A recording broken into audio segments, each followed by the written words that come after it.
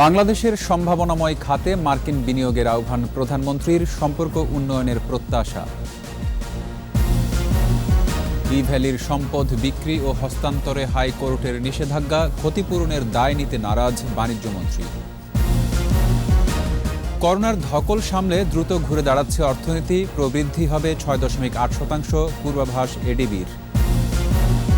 ৩২ ঘণ্টা পর truck covered van ধর্মঘট প্রত্যাহার, দাবি মেনে নেওয়ার আশ্বাস স্বরাষ্ট্রমন্ত্রীর।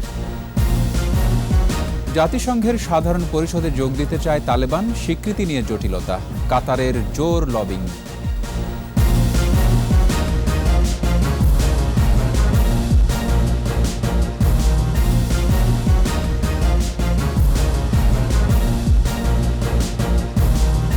শুনছিলেন ফার্স্ট সিকিউরিটি ইসলামী ব্যাংক লিমিটেড সংবাদ শিরোনাম। আমন্ত্রণ সন্ধ্যা ৭টার সংবাদের সাথে আছি রক্তিম ত্রিপুরা।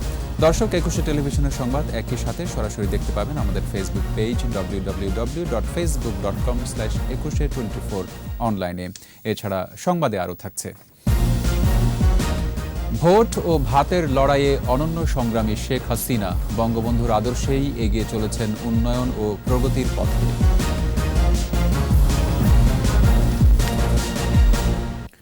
বাংলাদেশের তথ্য প্রযুক্তি, কৃষি প্রক্রিয়াকরণ সহ সম্ভাবনাময় খাতে মার্কিন বিনিয়োগের আহ্বান জানিয়েছেন প্রধানমন্ত্রী শেখ হাসিনা।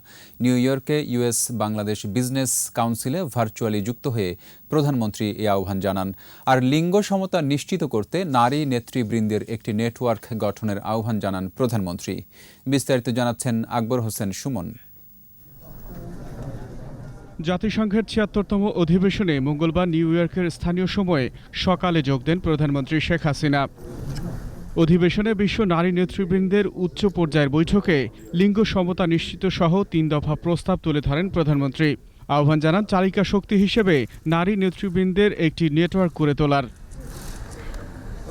অধিবেশন শেষে লোট নিউ ইয়র্ক প্যালেস থেকে ভার্চুয়ালি যুক্ত হন ইউএস বাংলাদেশ বিজনেস কাউন্সিলের গোলটেবিল বৈঠকে। এ সময় বাংলাদেশের সম্ভাবনাময় ও প্রগতিশীল উন্নয়ন খাতে বিনিয়োগের আহ্বান জানান প্রধানমন্ত্রী। ADB attributes to a strong leadership, good governance, stable government, political stability, sound macroeconomic policy, and right development priorities.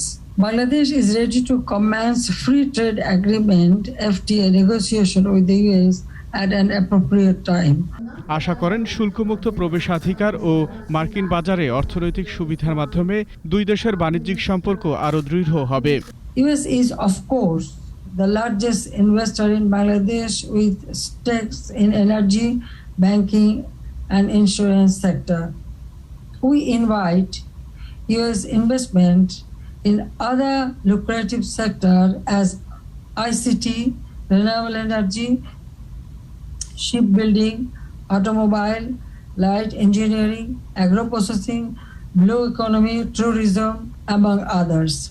এদিকে প্রধানমন্ত্রী শেখ হাসিনার সঙ্গে দ্বিপক্ষীয় বৈঠক করেন কুয়েতের প্রধানমন্ত্রী Sheikh Sabah Al Khalid Al Hamad Al Sabah. বাণিজ্যিক সম্পর্ক জোরদার করতে বিনিয়োগের আহ্বান জানান প্রধানমন্ত্রী। এছাড়া দ্বিপক্ষীয় বৈঠকে সুইডেনের প্রধানমন্ত্রী স্টিফেন লোফভেনকে বাংলাদেশের উন্নয়নে পাশে থাকার আহ্বান জানান প্রধানমন্ত্রী শেখ হাসিনা। আকবর হোসেন সুমন, একুশে টেলিভিশন। ই কমার্স প্রতিষ্ঠান ই-ভ্যালির সম্পত্তি বিক্রি ও হস্তান্তরের উপর নিষেধাজ্ঞা দিয়েছেন হাইকোর্ট।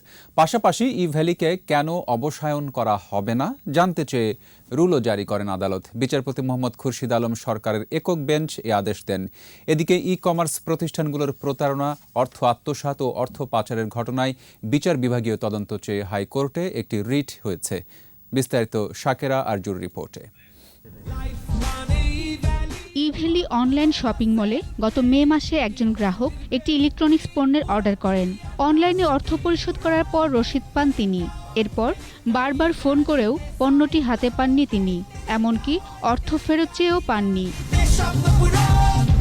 শেষ পর্যন্ত ই-ভ্যালির সাড়া না পেয়ে উচ্চ আদালতের দ্বারস্থ হন ওই গ্রাহক। আবেদনে কোম্পানিটির অবসায়নও চাওয়া হয়েছে। শুনানি শেষে আদালত আবেদনটি গ্রহণ করেন। আমার পিটিশনার একজনই, আমি তার পক্ষে এসেছি। সে একটা প্রোডাক্ট অর্ডার করেছে, তো তার জন্য এসেছি, বাট কোর্টের ডোর ওপেন আছে। হাইকোর্ট রুলসহ অন্তর্বর্তীকালীন আদেশ দেন। ইভ্যালির যত সম্পদ আছে তা বিক্রি অথবা হস্তান্তর করা যাবে না বলে আদেশ দেন হাইকোর্ট। ইভ্যালির সকল প্রপার্টি তারা যেন বিক্রি অথবা কোনোভাবে যেন ট্রান্সফার না করতে পারে, এটা একটা ইন্টারিম অর্ডার আসে। পাশাপাশি কেন ইভ্যালিকে অবসায়ন করা হবে না তা জানতে চেয়ে রুল জারি করেন হাইকোর্ট। ইভ্যালি নগদ, বিকাশ, বাংলাদেশ ফিনান্সিয়াল ইন্টেলিজেন্স ইউনিট সহ 11 জনকে বিবাদী করা হয়েছে। অ্যাসেট এবং লায়াবিলিটি নির্ণয় করে এই যারা প্রাপ্য থাকবে তাদের মাঝে যেন এটা ডিস্ট্রিবিউট করা হয়, এবং সেই জন্যই এই প্রশাসক এবং অথবা বোর্ড অ্যাপয়েন্টমেন্ট এটা পরবর্তীতে করবে বলে জানিয়েছে আমাদের। এদিকে ই কমার্স প্রতিষ্ঠানগুলোর প্রতারণা, অর্থ আত্মসাৎ ও অর্থ পাচারের ঘটনায় বিচার বিভাগীয় তদন্ত চেয়ে হাইকোর্টে রিট করা হয়েছে। যেহেতু এই রেগুলেটরি অথরিটির ব্যর্থতার কারণেই মূলত আজকের এই ইভ্যালিক এবং ই-অরেঞ্জের গ্রাহকদের দুর্গতি হয়েছে, ভোগান্তি হয়েছে, তারা এই দায়টি কোনোভাবেই এড়াতে পারেন না। রিটে গত কয়েক বছরে লোভনীয় অফার, ডিসকাউন্টের নামে গ্রাহকদের প্রলুব্ধ করে হাজার হাজার কোটি টাকা আত্মসাৎ করে বিদেশে পাচার করা হয়েছে, সেগুলোর তদন্ত চাওয়া হয়েছে। শাকেরা আরজু, 21 টেলিভিশন, ঢাকা। বাণিজ্য মন্ত্রণালয়ের উপরই কিছু ই কমার্স প্রতিষ্ঠানের প্রতারণার দায় চাপালেন অর্থমন্ত্রী। তবে বাণিজ্যমন্ত্রী বলেছেন এর দায় বাণিজ্য মন্ত্রণালয়ের একার নয়, আর ইভ্যালির প্রতারিত গ্রাহকরা টাকা ফেরত পাবেন কিনা সে বিষয়ে কোনো আশার বাণী শোনাতে পারেননি মন্ত্রী। তৌহিদুর রহমানকে সাথে নিয়ে আরও জানাচ্ছেন মেহেদি হাসান। আসসালামু আলাইকুম। গ্রাহক ঠকিয়ে হাজার কোটি টাকা হাতিয়ে নিয়েছে ই কমার্স প্রতিষ্ঠান ইভ্যালি। প্রায় 1000 কোটি টাকা দায় দেনার বিপরীতে সম্পদ মাত্র 30 কোটি টাকা। অথচ প্রকাশ্যেই দিনের পর দিন চটকদার মিথ্যা প্রচার চালিয়ে গেছে তারা। শুধু ইভ্যালি নয়, তাদের মতো ঠকবাজি করেছে আরেক ই কমার্স প্রতিষ্ঠান ই-অরেঞ্জও। তাহলে দিনের পর দিন এরকম অনিয়ম নজরদারির কি কেউ ছিল না? এর দায়ী বা কার? সরকারি ক্রয় সংক্রান্ত মন্ত্রিসভা কমিটির বৈঠক শেষে সাংবাদিকদের প্রশ্নের জবাবে এর দায় বাণিজ্য মন্ত্রণালয়ের উপরই চাপিয়েছেন অর্থমন্ত্রী। এটা কারো না কারো ডেফিনেটলি ছাড়পত্র নিয়ে এগুলো হচ্ছে। এখানে ছাড়পত্র দিচ্ছেন কমার্স মিনিস্ট্রি, তাদেরকে প্রাইমারিলি দায়িত্ব নিতে হবে, এবং তাদের সাথে অন্য যারা সংযুক্ত আছে, সংশ্লিষ্ট আছেন এবং সম্পৃক্ততা আছেন, তাদের সবাইকে আমি মনে করি যে দায়িত্ব নেওয়া উচিত। তবে বাণিজ্য মন্ত্রীর দাবি এ দায় তার একার নয়। ইভ্যালির গ্রাহকরা ক্ষতিপূরণ পাবেন কিনা সে বিষয়েও আশার বাণী শোনাতে পারেননি তিনি। একটা কোম্পানি আছে ই-অরেঞ্জ, তারা কিন্তু কোনো অনুমোদনও নেয়নি আমাদের কাছ থেকে, তাদের ট্রেড লাইসেন্স দিয়েই করতে পারছে। আমাদের অনুমোদন কি আরজেসি থেকে তাদের কোম্পানিটা ফর্ম করে, এটা প্রতিদিনই শত শত কোম্পানি করছে। ডেস্টিনির সম্পত্তি আছে, পড়ে আছে, জায়গা পড়ে আছে যুবকের, সেখানে মানে কিছু অবৈধভাবে স্থাপনা করে কেউ টাকা পয়সা নিয়ে যাচ্ছে, অথচ ভুক্তভোগীরা পয়সা পাচ্ছে। কিন্তু সেটা তো ধরেন আছে, যাদের সম্পদই নেই সেই টাকা কোথা থেকে আসবে? মন্ত্রী বলেন, গুটি কয়েক প্রতিষ্ঠানের প্রতারণায় ই কমার্স খাতের উপর কিছুটা নেতিবাচক প্রভাব পড়লেও বড় কোনো ক্ষতি হয়নি। দেশে কিন্তু 30,000-এরও বেশি ই কমার্স ট্রেডিং হচ্ছে। মেহেদি হাসান, 21 টেলিভিশন, ঢাকা। চলতি অর্থ বছরে বাংলাদেশে 6.8% জিডিপি প্রবৃদ্ধি হতে পারে বলে পূর্বাভাস দিয়েছে এশীয় উন্নয়ন ব্যাংক এডিবি। তবে মূল্যস্ফীতি কিছুটা বাড়ার আশঙ্কা সংস্থাটির। এশিয়ান ডেভেলপমেন্ট আউটলুকের আপডেট প্রতিবেদনে এডিবি বলছে, করোনা মহামারীর ধকল সামলে বাংলাদেশের অর্থনীতি দ্রুত ঘুরে দাঁড়াচ্ছে। তৌহিদুর রহমানের রিপোর্ট। বিশ্বের অন্যান্য অঞ্চলের মতো এশিয়ার করোনা পরিস্থিতি অনেকটাই নিয়ন্ত্রণে। দ্রুত ঘুরে দাঁড়াচ্ছে অর্থনীতি, প্রবৃদ্ধিতে ফিরছে এশিয়ার সব দেশ, এমনটাই পূর্বাভাস এশীয় উন্নয়ন ব্যাংক এডিবির। সংস্থাটির সর্বশেষ এশিয়ান ডেভেলপমেন্ট আউটলুক প্রতিবেদন বলছে, 2021-22 অর্থবছরে দক্ষিণ এশিয়ার দেশগুলোর সমন্বিত প্রবৃদ্ধি হবে 7%, যা সংস্থাটির এপ্রিলে দেয়া পূর্বাভাসের চেয়ে 0.4% বেশি। এদিকে করোনা মহামারী সামলে বাংলাদেশের অর্থনীতির দ্রুত পুনরুদ্ধার হচ্ছে বলে জানিয়েছে ম্যানিলা ভিত্তিক সংস্থাটি। এডিবি বলছে, চলতি অর্থবছরের শেষে 6.8% প্রবৃদ্ধি দেখবে বাংলাদেশ, যা দক্ষিণ এশিয়ায় তৃতীয় সর্বোচ্চ। 15% প্রবৃদ্ধি নিয়ে মালদ্বীপ থাকবে শীর্ষে, আর 7.5% প্রবৃদ্ধি হবে ভারতের। অপরদিকে 2021-22 অর্থবছরে বাংলাদেশের মূল্যস্ফীতি কিছুটা বাড়ার আশঙ্কা করছে এডিবি। সংস্থাটি বলছে মূল্যস্ফীতি হতে পারে 5.8%। তালেবানের ক্ষমতা দখলের মধ্য দিয়ে রাজনৈতিক পট পরিবর্তন হওয়া আফগানিস্তানের অর্থনীতির গতি প্রকৃতি নিয়ে কোনো পূর্বাভাস দেয়নি এডিবি। তৌহিদুর রহমান, 21 টেলিভিশন, ঢাকা। 15 দফা দাবিতে ডাকা ট্রাক ও কাভার্ড ভ্যান মালিক শ্রমিক ঐক্য পরিষদের ধর্মঘট প্রত্যাহার হয়েছে। বাংলাদেশ ট্রাক চালক শ্রমিক ফেডারেশন এবং covered van truck prime mover পণ্য পরিবহন মালিক সমিতির সঙ্গে স্বরাষ্ট্রমন্ত্রী আসাদুজ্জামান খানের বৈঠকের পর প্রত্যাহারের এই ঘোষণা আসে। পরে স্বরাষ্ট্রমন্ত্রী বলেন, 15 দফা দাবির কিছু তাৎক্ষণিকভাবে সমাধান হয়েছে, আর বাকিগুলোর বিষয়ে মন্ত্রণালয়ের পক্ষ থেকে ব্যবস্থা নেওয়া হবে। মাহমুদ হাসানের রিপোর্ট। মোটরযান মালিকদের উপর চাপিয়ে দেয়া বর্ধিত আয়কর অবিলম্বে প্রত্যাহার, যেসব চালক ভারী মোটরযান চালাচ্ছেন তাদের সবাইকে সহজ শর্ত এবং সরকারি ফির বিনিময়ে লাইসেন্স দেয়া, ড্রাইভিং লাইসেন্স নবায়নের ক্ষেত্রে পুনরায় হয়রানিমূলক ফিটনেস ও পরীক্ষা পদ্ধতি বাতিল সহ 15 দফা দাবিতে 21 সেপ্টেম্বর ভোর 6টা থেকে 24 সেপ্টেম্বর ভোর 6টা পর্যন্ত ট্রাক ও কাভারভ্যান মালিক শ্রমিক ঐক্য পরিষদ দেশব্যাপী ধর্মঘটের ঘোষণা দেয়। এতে সারা দেশের পণ্য পরিবহন ব্যবস্থা বিপর্যস্ত হয়ে পড়ে। এমন অবস্থার সমাধানে সচিবালয়ে পরিবহন সংগঠনের নেতাদের সাথে আলোচনায় বসে স্বরাষ্ট্র মন্ত্রণালয়। দীর্ঘ আলোচনার পর বাংলাদেশ ট্রাক চালক শ্রমিক ফেডারেশন এবং Bangladesh covered van truck prime mover পণ্য পরিবহন মালিক সমিতি ঘোষিত 72 ঘণ্টার কর্মসূচি প্রত্যাহার করে। দীর্ঘ সময় বৈঠকে আমরা সন্তুষ্ট হয়ে আমরা আমাদের কর্মবিরতি প্রত্যাহার করলাম। বৈঠক শেষে স্বরাষ্ট্রমন্ত্রী বলেন, পরিবহন সংগঠনের দেয়া দাবিগুলোর বিষয়ে মন্ত্রণালয় ব্যবস্থা গ্রহণ করবে। 15টা দাবি তারা যথাযথভাবে আমাদের কাছে উত্থাপন করেছেন, এইগুলি এখনই করা উচিত, সেগুলি আমরা বলেছি আমরা ব্যবস্থা নিচ্ছি। আর যেগুলি মনে করেছি সময় লাগবে সেইগুলি আমাদের সচিব মহোদয়রা নোট নিয়েছেন এবং তাদের মন্ত্রণালয় থেকে সেইগুলির ব্যবস্থা নেবেন। এর মধ্যে মোস্ট ইম্পর্টেন্ট যেটি ছিল সেইটা আমাদের বিআরটিএর চেয়ারম্যান মহোদয়, তিনি একটা টাস্ক ফোর্স গঠন করে যত তাড়াতাড়ি সম্ভব সেটি সমাধা করবেন তাদের ড্রাইভিং লাইসেন্স নিয়ে যেটা ছিল। এদিকে ধর্মঘট প্রত্যাহারের ঘোষণা দিলেও সব ধরনের বন্দরে পণ্যজট এখনও রয়েছে। মাহমুদ হাসান, 21 টেলিভিশন, ঢাকা। এবার আমাদের বিশেষ আয়োজন, সংগ্রাম উন্নয়ন অর্জনে শেখ হাসিনা।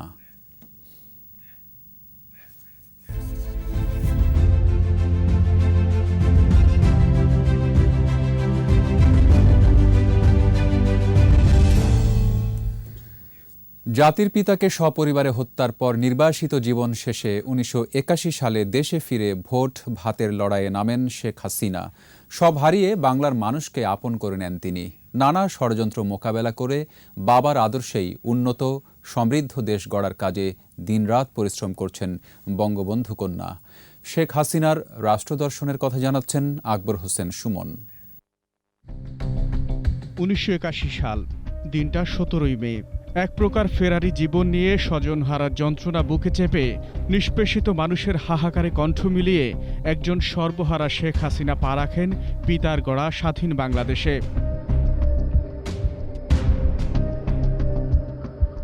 75-এর নৃশংসতায় আতঙ্কিত ক্ষুব্ধ জনতার কাছে পিতৃহত্যার বিচার চাইতে এসে কন্যা শেখ হাসিনা হয়ে ওঠেন জনমানুষের আপন। জনগণের ভালোবাসা পুঁজি করেই রাজনৈতিক অঙ্গনে স্থান করে নেন জননেত্রী। জাতির পিতা বঙ্গবন্ধু শেখ মুজিবুর রহমানের রাজনীতির মূল কেন্দ্র জনগণ। ব্রিটিশ শাসন থেকে পাকিস্তান শোষণে নিঃস্ব বাঙালির ক্ষুধা ও দারিদ্র্য দূর করে সুখী সমৃদ্ধ স্বাধীন ভূখণ্ড সৃষ্টি ছিল যার দর্শন। আমার দেশের গঠনমূলক কাজে আত্মনিয়োগ তোমাদের করতে হবে, করবা। আদর্শ নিশ্চিহ্ন করার উদ্দেশ্য সফল হয়নি, তবে 75-এ ঘাতকের বুলেটের আঘাতে বঙ্গবন্ধুর সেই দর্শন মুখ থুবড়ে পড়েছিল প্রায় 1.5 যুগের জন্য। পিতা যেমন ধ্বংসস্তূপ থেকে স্বনির্ভর বাংলাদেশ গড়েছিলেন মাত্র 3.5 বছরে, কন্যা শেখ হাসিনা তেমনই স্বৈর শাসকের রক্তচক্ষু উপেক্ষা করে প্রতিষ্ঠা করেন ভোট ও ভাতের অধিকার। 96 সালে দীর্ঘ 21 বছর পর জনতার রায় নিয়ে সরকার গঠন করে আওয়ামী লীগ। 81 সাল থেকেই এই দীর্ঘ পথ পরিক্রমায় শেখ হাসিনা শিকার হয়েছে নানা ষড়যন্ত্রের। চোখের সামনে মৃত্যুর স্বরূপ তাকে করে তুলেছে আরও সাহসী, আরও দৃঢ়। বাংলাদেশের যখন উনি সফরে বেরিয়েছেন, জনগণের কাছে হত্যার বিচার চাচ্ছেন, নানানভাবে উনি যাতে ভয় পেয়ে এই দেশ থেকে ওনার রাজনীতি বন্ধ করে দেন, এরকমভাবে তারা চেষ্টা করছে, কিন্তু তারা সফল হয় নাই। তিনি প্রমাণ করছেন, এই এয়ারপোর্টে নামে যেটা বলছিলেন, আমি হত্যার বিচার চাই, বঙ্গবন্ধুর স্বপ্ন বাস্তবায়িত করতে চাই, সেটা তিনি করছেন। বিএনপি জামায়াত জোট শাসন কিংবা সেনা সমর্থিত তত্ত্বাবধায়ক সরকার ক্ষমতা আঁকড়ে ধরতে চেয়েছে, নিশ্চিহ্ন করতে চেয়েছে বঙ্গবন্ধুর আদর্শ ও তার রক্তের উত্তরসূরিদের। রাজনীতি থেকে মাইনাস ফর্মুলার প্রবর্তন করে হত্যার ষড়যন্ত্র হয়েছে অন্তত 19 থেকে 21 বার। শত্রুর মুখে ছাই দিয়ে 2008 সাল থেকে টানা 3 মেয়াদে প্রধানমন্ত্রী শেখ হাসিনার নেতৃত্বে সরকার পরিচালনা করছে আওয়ামী লীগ। নির্বাচনী ইশতেহারে বাস্তবায়ন করে চলেছে বঙ্গবন্ধুর স্বপ্নের ছায়ারূপ। ভোট এবং ভাতের অধিকার উনি কিন্তু ওনার প্রতিশ্রুতি রক্ষা করছেন।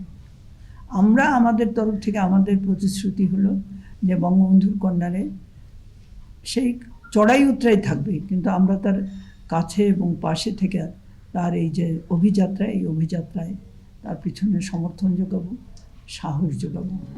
বিশ্ব পরিমণ্ডলে শেখ হাসিনা আজ গণতন্ত্র, উন্নয়ন, ন্যায় বিচার ও শান্তির প্রতীক হয়ে উঠেছেন।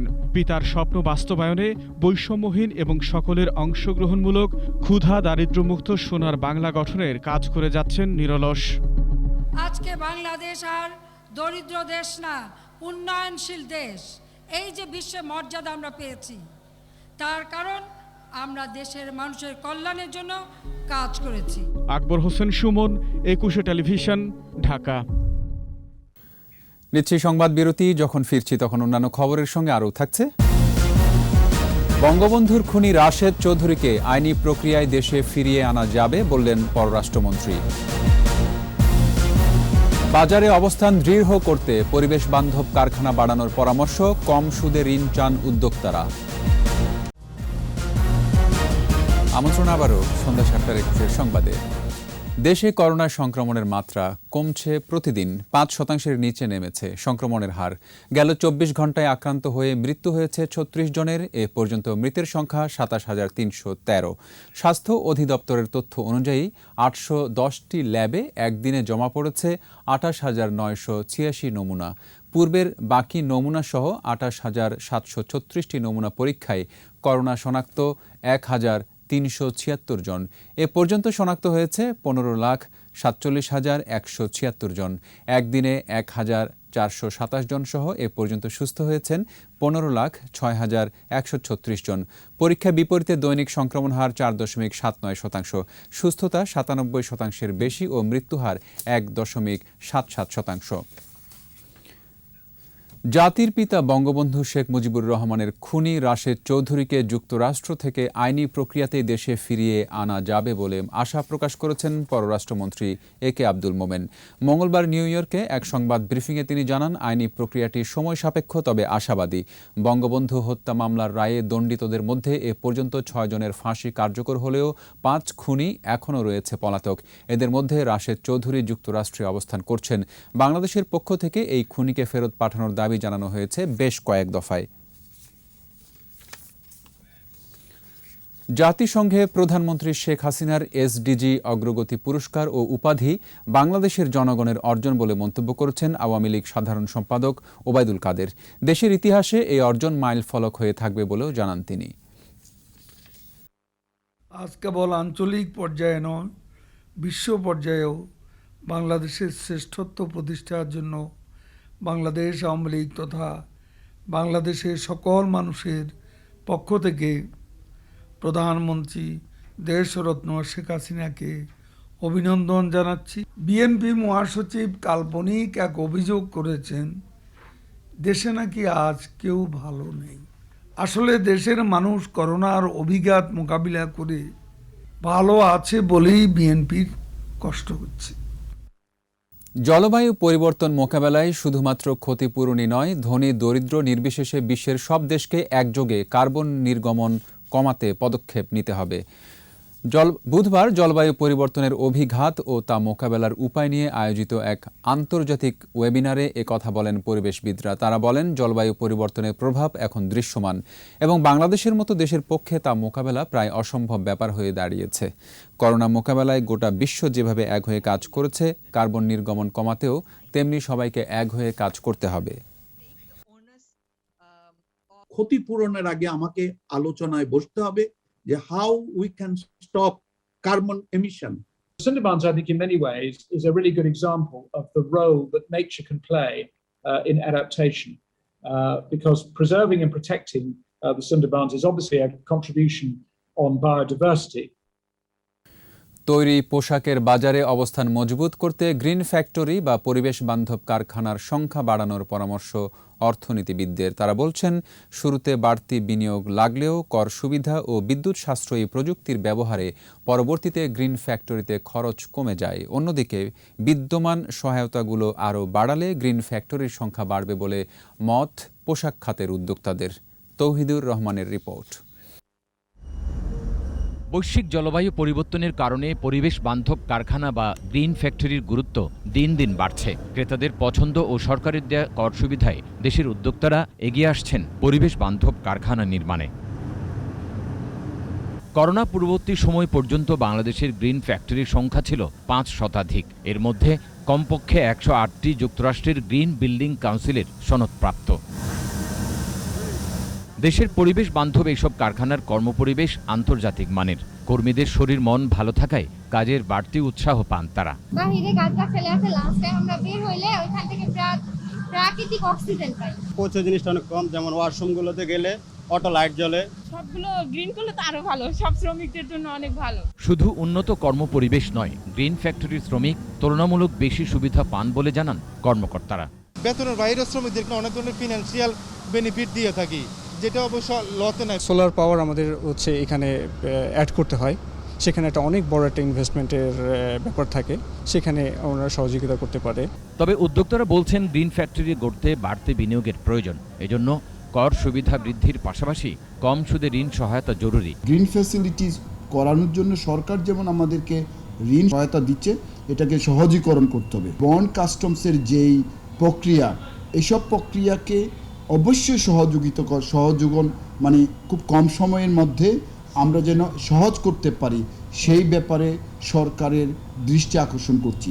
এদিকে পরিবেশ বান্ধব গ্রিন ফ্যাক্টরির সংখ্যা বাড়লে বাংলাদেশের তৈরি পোশাক খাতের বৈশ্বিক অবস্থান আরও মজবুত হবে। পাশাপাশি পণ্যের ন্যায্য মূল্য আদায় বাড়বে, দর কষাকষির সুযোগও, এমনটা বলছেন অর্থনীতিবিদরা। এই ধরনের বিনিয়োগকে দীর্ঘমেয়াদী বিনিয়োগের অংশ হিসেবে দেখা ব্যয়ের চেয়ে, যাতে করে উদ্যোক্তারা বা ব্র্যান্ড বায়াররা তাদের উপরে নির্ভরশীল হয়ে আগামীতে বাড়তি অর্ডার প্লেস করেন। গ্রিন ফ্যাক্টরির সুবিধা নিয়ে আরও হাই ভ্যালু আইটেম বা ওই ধরনের ব্র্যান্ড বায়ারদের সাথে যোগাযোগ করা, যে সমস্ত ব্র্যান্ড বায়ার এগুলোর মূল্য দিয়ে থাকেন।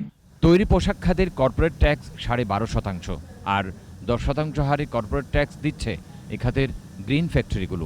এছাড়া ডে লাইট সৌরবিদ্যুতের ব্যবহারে গ্রিন ফ্যাক্টরিতে উৎপাদন খরচও কিছুটা কম।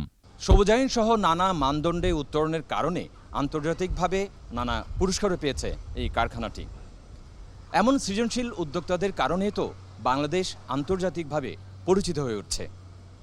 তৌহিদুর রহমান, 21 টেলিভিশন, আদমজি, নারায়ণগঞ্জ। এবার আমাদের বিশেষ আয়োজন আমার বাংলা।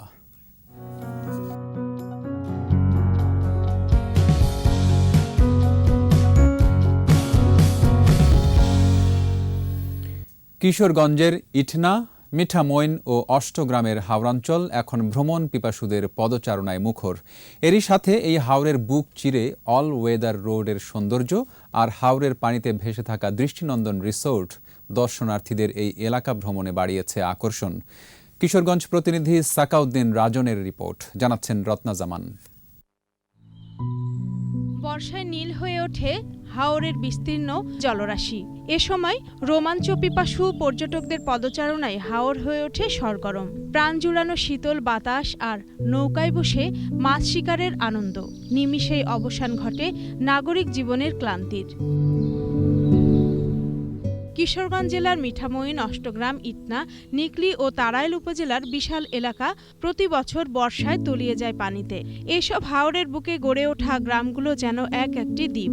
হাওরের বুক চিরে গেছে ৩০ কিলোমিটার স্বপ্নের অলওয়েদার রোড। সমুদ্র সৈকত ছাড়া, কক্সবাজার, চিটগং ছাড়া এরকম পরিবেশ আমি দেখিনি এখনো পর্যন্ত। আমরা চলে আসছি আজকে অষ্টগ্রাম হাওরের প্রেসিডেন্ট রিসোর্টে। এটা জায়গাটা আসলে অসাধারণ। হাওর মানে মুক্ত বাতাস, বড় বড় ঢেউ মাঝে মধ্যে বই হয়। ঢেউগুলো নৌকাতে যখন আঘাত করে নৌকা হেলে দুলে যায়। দর্শনার্থীদের জন্য হাওরেই বেসরকারি বিভিন্ন প্রতিষ্ঠান গড়ে তুলেছে দৃষ্টিনন্দন রিসোর্ট। স্বাস্থ্যবিধি মেনেই আমরা এই কিশোরগঞ্জের বিভিন্ন হাওর অঞ্চল আমরা ঘুরে দেখেছি। আসলে একটি অসাধারণ প্রাকৃতিক অঞ্চল হচ্ছে এই কিশোরগঞ্জের হাওড়া অঞ্চল।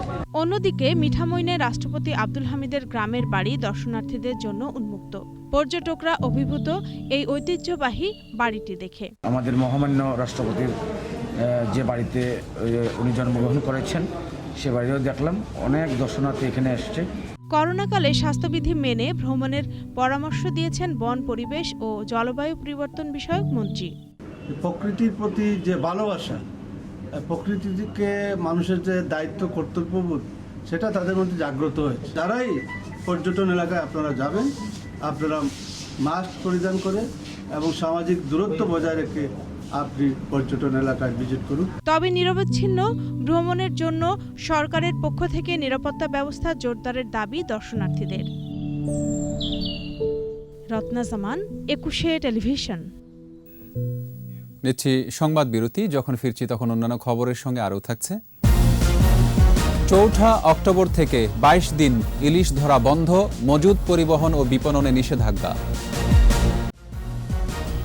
আমন্ত্রণ আবারও সন্ধ্যা ৭:২১ সংবাদে। টানা ৩২ ঘণ্টার ধর্মঘটে অচল ছিল চট্টগ্রাম বন্দর। পুলিশি হয়রানি বন্ধ সহ ১৫ দফা দাবিতে ট্রাক, কাভার্ড ভ্যান, লরি এবং প্রাইম মুভার চালক, শ্রমিক ও মালিকদের এই ধর্মঘটে ক্ষতির পরিমাণ কয়েকশো কোটি টাকা। পণ্য ডেলিভারি ও জাহাজ থেকে পণ্য খালাস বন্ধ থাকায় স্থবির হয়ে পড়ে বন্দর। তবে ঢাকায় স্বরাষ্ট্রমন্ত্রীর বৈঠক শেষে দুপুরের পরে ধর্মঘট প্রত্যাহার করে আন্দোলনকারীরা। ইফরাজ নূরের ক্যামেরায় রিপোর্ট করছেন শিউলি শবনম। ১৫ দফা দাবিতে পরিবহন শ্রমিক মালিকদের ধর্মঘট। বন্দর গেটে অবস্থান নিয়ে বিক্ষোভ করতে থাকে আন্দোলনকারীরা। দ্বিতীয় দিন দুপুর পর্যন্ত বের হতে বা ঢুকতে পারেনি কোনো পণ্যবাহী যানবাহন। ডেলিভারি বন্ধ থাকায় বিপাকে পড়ে মালামাল লোড আনলোডে নিযুক্ত সাধারণ শ্রমিকরা। গোটা দিন বসে থাকা লাগে, গাড়ি আসে নাই, আমাদের হর্সের টাকাও থাকে না, আমরা অনেক দূর থেকে হাইটে হাইটে বাসায় যাইতে হয়। আমরা আজকে 2 দিন যাবত কোনো ডেলিভারি দিতে পারতেছি না, আমাদের খুব কষ্ট হইতেছে। আমাদের কালকে বুকিং দিছে, আজও আমরা ডেলিভারি দিতে পারতেছি না। এদিকে ড্রাইভিং লাইসেন্স নবায়নে হয়রানি, অগ্রিম আয়কর চাপিয়ে দেয়া, পুলিশের দুর্নীতি সহ বিভিন্ন অভিযোগ আন্দোলনকারীদের। 18, 20, 18 যে আইনটা কিছু কিছু ধারা শ্রমিকের মালিকের স্বার্থবিরোধী, ওই আইনগুলো ধারাগুলো আমরা বাতিল চাচ্ছি। সরকার 7,500 টাকার আয়করকে 33,000 টাকা বানাইছে। সরকার কোন আইনে কোন বলে 33,000 টাকা বানাবে? সরকার যদি কিছু বৃদ্ধি করতে হয়, আমার থেকে যদি কিছু নিতে হয়, তাহলে আগে আমার সাথে, আমার প্রতিনিধির সাথে বৈঠক করতে হবে যে আপনার উপর দিয়ে আমি এই জিনিসটা চাপাই দিচ্ছি, আপনি এই বোঝাটা মাথায় নিতে পারবেন কি না। চট্টগ্রাম বন্দরের প্রধান জেটিতে তখন 11টি সহ বহির্নোঙরে 78টি দেশি বিদেশি জাহাজ অবস্থান করছিল। ধর্মঘটের কারণে 2 দিন জাহাজ থেকেও নামেনি কোনো কন্টেইনার। স্থবির হয়ে পড়ে আমদানি রপ্তানি বাণিজ্য। এভাবে কন্টেইনার জমতে থাকলে চট্টগ্রাম বন্দরের স্পেস সীমিত, কন্টেইনারের দিন দিন এভাবে বাড়তে থাকলে আমাদের কন্টেইনার ধারণ ক্ষমতার অতিরিক্ত হয়ে যাবে এক, এবং জাহাজ থেকে কোনো ট্রেলারের অভাবে কোনো কন্টেইনার ডিপুতে যাচ্ছে না, কিংবা ডিপু থেকে কোনো এক্সপোর্ট শিপমেন্টের জন্য আসছে না, তো যে কারণে জাহাজগুলো আইডলিং করছে। ধর্মঘট প্রত্যাহার হলেও এরই মধ্যে বন্দরে 8,000-এর বেশি কন্টেইনার এবং কয়েক হাজার মেট্রিক টন পণ্য ডেলিভারির অপেক্ষায়। এতে বিদেশি ক্রেতাদের কাছে সঠিক সময়ে পণ্য পৌঁছাতে অনিশ্চয়তার কথা বলছেন বন্দর ব্যবহারকারীরা। ট্রান্সশিপমেন্ট পয়েন্টগুলোতে না যেতে পারে তাহলে কিন্তু তারা কিন্তু মাদার ভেসেল ফেল করবে, এবং মাদার ভেসেল ফেল করলে কিন্তু টার্গেট যে টাইমটা আছে ক্রেতার কাছে পণ্য পৌঁছানোর, সেই পণ্যটা কিন্তু তারা সঠিক সময় পৌঁছাতে পারবে না। ধর্মঘটের কারণে রপ্তানি বাজার হারানোর আশঙ্কা করছেন তারা। শিউলি শবনম, 21শে টেলিভিশন, চট্টগ্রাম। আগামী 4 অক্টোবর থেকে 25 অক্টোবর পর্যন্ত ইলিশ আহরণ বন্ধ থাকবে। গণমাধ্যমে পাঠানো মৎস্য প্রাণী সম্পদ মন্ত্রণালয়ের জনসংযোগ কর্মকর্তা স্বাক্ষরিত ঘোষণায় এই তথ্য জানানো হয়। সারা দেশে ইলিশ আহরণ, বিপণন, ক্রয় বিক্রয়, পরিবহন, মজুদ এবং বিনিময়ও নিষিদ্ধ থাকবে বলে জানানো হয়। এই দফায় মোট 22 দিন ইলিশ ধরা বন্ধ থাকবে। এবার সোশ্যাল ইসলামী ব্যাংক লিমিটেড বাণিজ্য সংবাদ।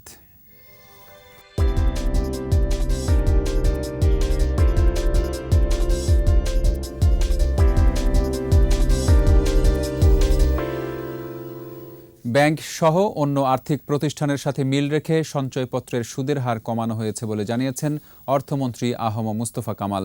অর্থনৈতিক ক্রয় সংক্রান্ত মন্ত্রিসভা কমিটির বৈঠক শেষে অনলাইন সভায় সাংবাদিকদের প্রশ্নের উত্তরে এই মন্তব্য করেন তিনি। অন্যান্য জায়গায় যে সমস্ত ডিপোজিট রাখা হবে তাদের সাথে মিল রেখে এটি করা হয়েছে। তো মিল তো রাখা যায় না, এখনো সঞ্চয়পত্রের interest compare to other instruments বেশি।